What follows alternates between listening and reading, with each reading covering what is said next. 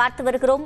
டெல்லி சென்றிருக்கும் அதிமுக பொதுச் செயலாளர் எடப்பாடி பழனிசாமி இன்று இரவு 9 மணிக்கு மத்திய அமைச்சர் அமித்ஷாவை சந்திக்கிறார். இது தொடர்பான கூடுதல் விவரங்களை செய்தியாளர் சுபாஷிடம் கேட்கலாம். சுபாஷ், விவரங்கள்.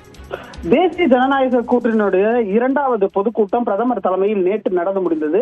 அதன் பின்னராக பிரதமர் புறப்பட்ட பின்னராக தேசிய ஜனநாயக கூட்டணியில் இருக்கக்கூடிய கூட்டணி கட்சி தலைவர்கள் அனைவரும் ஒன்று சேர்ந்து ஒரு முக்கிய ஆலோசனையில் ஈடுபட்டார்கள். அவர்கள் யாரும் நாங்கள் தொகுதி பங்கீடு சம்பந்தமாக பேசவில்லை என்று சொன்னாலும் கூட வெளியில் அது சார்ந்த விஷயங்கள் நேற்று இரவு பேசப்பட்டிருக்கிறது.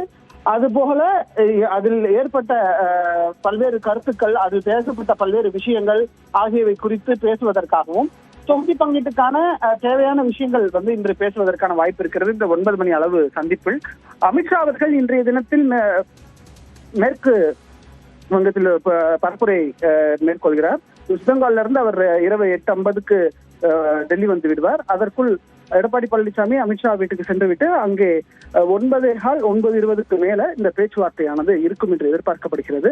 அதில் எந்தெந்த தொகுதிகள், எத்தனை தொகுதிகள், எந்தெந்த கட்சிக்கு எவ்வளவு தொகுதிகள், யார் யார் எல்லாம் அதிமுக சின்னத்தில் கூட்டணி கட்சி சார்ந்தவர்கள் போட்டியிடப் போகிறார்கள், யார் யார் எல்லாம் பாஜகவின் சின்னத்தில் போட்டியிடப் போகிறார்கள் என்ற விஷயங்கள் எல்லாம் பேசப்பட இருக்கிறது. அதுதான் இன்றைய சந்திப்பின் மிக பிரதான விஷயமாக பார்க்க போகிறோம்.